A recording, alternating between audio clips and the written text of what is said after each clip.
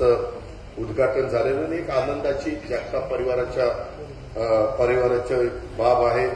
एक चांगलं मंगल कार्यालय आपल्या भागामध्ये होतंय याचाही माझ्यासारख्या कार्यकर्त्याला मनापासूनचा आनंद आहे। जे काही आपल्या शाळेमध्ये घडलंय त्याच्याबद्दल मी खोलामध्ये जायला सांगितलंय डिपार्टमेंटला। काही मुलांना उचललेलं आहे, काहींना बालगृहामध्ये टाकावं लागेल। काही मुलं ती वयामध्ये पण बसत नाही, 18-21 वर्षाच्या आत आहे। आम्हाला मी परवा अमित शहांना एक आमचा मुंबईमध्ये कार्यक्रम होता त्याच्यामध्ये मी त्यांना विनंती केली की शाहसाहेब पूर्वीच्या काळामध्ये 18 आणि 21 वयोगटाचं ठीक होतं, ते संज्ञान धरलं जायचं, पण अलीकडं लहान मुलं 13-14 वर्षाच्या मुलांना वेगळ्या पद्धतीनं काहीतरी भडकवून, त्यांना काहीतरी शिकवून, त्यांना चुकीच्या गोष्टी सांगून, त्यांना अशा गोष्टी करायला भाग पाडतात काही जण आणि मग त्यांच्यावर पोलिसांना ऍक्शन घेता येत नाही, त्यांना जेलमध्ये टाकता येत नाही, त्यांना बालगृहातच पाठवावं लागतं आणि बालगृहात काही एवढी मोठी शिक्षा तिथं करता येत नाही। त्यामुळं आता आपल्याला ते 18-21 वयोगट हे खाली आणण्याच्या करता मी अमित भाईंना विनंती केलेली आहे की बाबा 14 वर्षाच्या मुलगा जरी अशा पद्धतीनं वागला आणि तो सापडला तर कायद्यामध्ये काही बदल करून त्यांना पण कडक शासन झालं पाहिजे।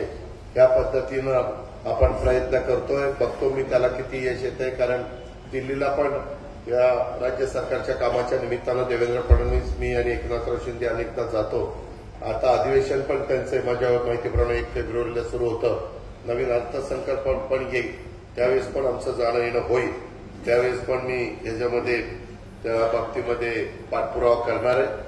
परंतु इथं पंढरीवासियांना विनंती करतो मी डिपार्टमेंटला इथं जसं शारदानगर, विद्यानगरी बारामती, टीसी कॉलेज बारामती इथं थोडं त्यांच्या संदर्भात मोठ्या प्रमाणावर पोलिसांचा जाणं येण्याचा रास्ता त्या ठिकाणी ठेवा। इथं राठोड किंवा राठोड मी मगाशी बिरादारांना बोललो, आपण काहींचे ते हे दिले ना मोबाईलचे चोर केलेले, तर इथलं त्यांनी मला नोट दिलेली होती, आपण बाकीच्या सगळ्या गोष्टी केलेल्या आहेत। माझं काय म्हणणं आहे की कुठल्या पक्षाचा आहे, कुठल्या नेत्याचा आहे, कुणाचा जवळचा लांबचा काही बघू नका। जर कुणी उडाणपडा करत असतील तर सरळ त्याचा बंदोबस्त करा, काही आपल्याला घेणं देणं नाही। पोरांनी जर नीट त्यांच्या नियमाने वागलं नाही तर इथं कॉलेज, इथं 11वी-12वी इथं FY पण नाहीये, पण 11वी-12वीच्या देखील मुलं चुकीचं वागताय, तर मग कुणाचे तरी इथं हे परवाच आहे नुसतं तू माझ्याकडे का बघितलं, मी तुझ्याकडे का बघितलं, अरे काय यांच्या तोंडाला सोनं लागलंय, बघितलं का, ही कुठली पद्धत। 9वीतला म्हणजे 9-5-14 फार तर 15 6 वर्षाचा गेला तर येथे आपल्याला 18 वय लागतं, मग त्या 18 वयामुळे तो देखील प्रॉब्लेम होतो। म्हणून आपण त्या गोष्टीचा विचार त्या ठिकाणी करतोय। मी परत बारामतीमध्ये आल्यानंतर त्याच्या संदर्भातलं तुम्ही आणि बिरादार दोघंही हे करा। आणि ते मी आज ड्रोनच्या बद्दलचं उद्घाटन केलं, म्हणजे ती आपल्याकडे पण एक अँटी ड्रोन गन ती आपल्याकडे पण एक द्यायला सांगितली आणि तिकडच्या भागात पण एक द्यायला सांगितली। जर ते कमी पडली तर अजून मी डीपीसी मधनं देईल, पण हे सगळ्या गोष्टी हे कंट्रोलमध्ये आल्या पाहिजेत आणि त्याचा पूर्णपणे कायदा सुव्यवस्थेच्या दृष्टिकोनातनं ज्या काही गोष्टी लागतील त्या सगळ्या पुरवण्याची माझी तयारी आहे, पण आपण पण त्याच्यामध्ये बारकाईने लक्ष घालावं माझी। आपल्या भागामध्ये भंडारा पण पहिल्यापेक्षा वेगळं बदलतंय, वेगवेगळ्या लोक आहेत।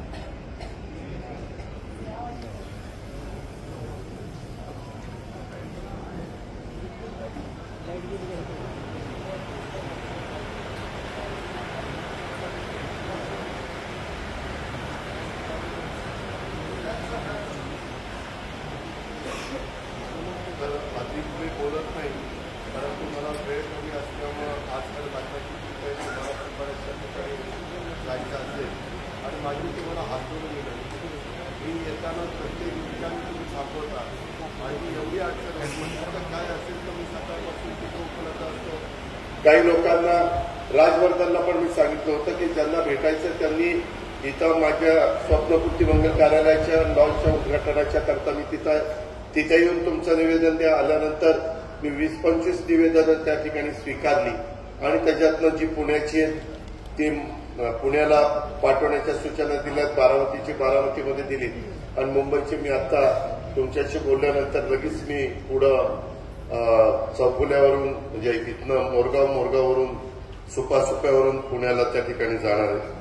एकंदरीतच नेहमीच आदरणीय पवारसाहेब पण सांगायचे, मी पण अलीकडे सांगतो की बाबांनो, शेती करून चालणार नाही. आता आपल्याला नवीन शेतीबरोबर काही ना काही उपजीविकेचा साधन ॲडिशनलचं आपण जर निर्माण केलं तर कुटुंबाला एक चांगल्या प्रकारचा आधार मिळू शकतो. मध्ये अशोकने पण नानाभाऊंच्या एक पेट्रोल पंप टाकला. असं वेगवेगळी लोक वेगवेगळ्या गोष्टी करतायत आणि निर्व्यसनी राहून चांगल्या सवयी लावून अशा पद्धतीचे जर व्यवसाय तुम्ही करायला लागला तर मला खचितच आनंद होईल. मलाही तिथं जाऊन शुभेच्छा द्यायला समाधान वाटेल.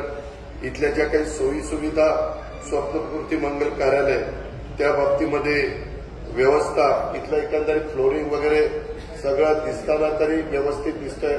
परंतु मला जास्त त्याच्याशी बोलता आलं नाही. परंतु लग्न समारंभ असताना वधू पक्षाला किती खोल्या, वर पक्षाला किती खोल्या, जेवणाची काय व्यवस्था, कूक आपण देणार आहे का काय, कोण देणार आहे. कारण काही मंगल कार्यालयामध्ये वधूवर आणि त्यांचं परिवार फक्त येतात, बाकीच्या भटजी सहित अक्षरशः सहित सगळ्या गोष्टी हे कार्यालय देत असतं. जेवणाचं पण विचारतं, 500चं जेवण लोकांचं पाहिजे का 1000 लोकांचं पाहिजे.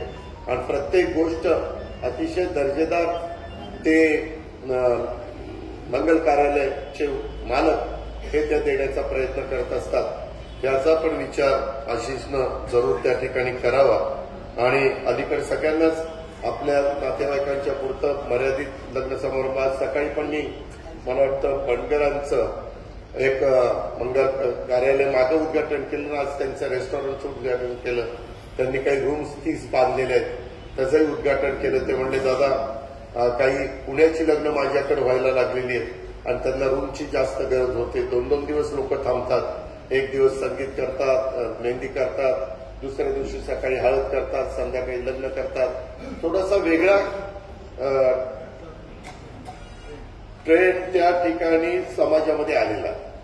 हे जर आपण बघितलं, काही जण ज्याची ऐपत येतो तर कुठं राजस्थानला जाऊन, कुठं आणखीन कुठं वेगवेगळ्या भागामध्ये जाऊन 3-3 दिवसाचं लग्न करत असतो. परंतु प्रत्येकाची ऐपत कशी आहे त्याच्यावर त्या सगळ्या गोष्टी अवलंबून असतात. माझं तरुण पिढीला सांगणं आहे, काळानुरूप आपण पण थोडासा बदल करू, काही सुविधा दिल्या आणि त्याच्यातनं आपल्याला 2 पैसे जास्त मिळणार असतील तर आशिष त्या गोष्टीचा जरूर तो त्या ठिकाणी विचार केला पाहिजे, असं मला अतिशय आग्रहपूर्वक तुला त्या ठिकाणी सांगायचंय.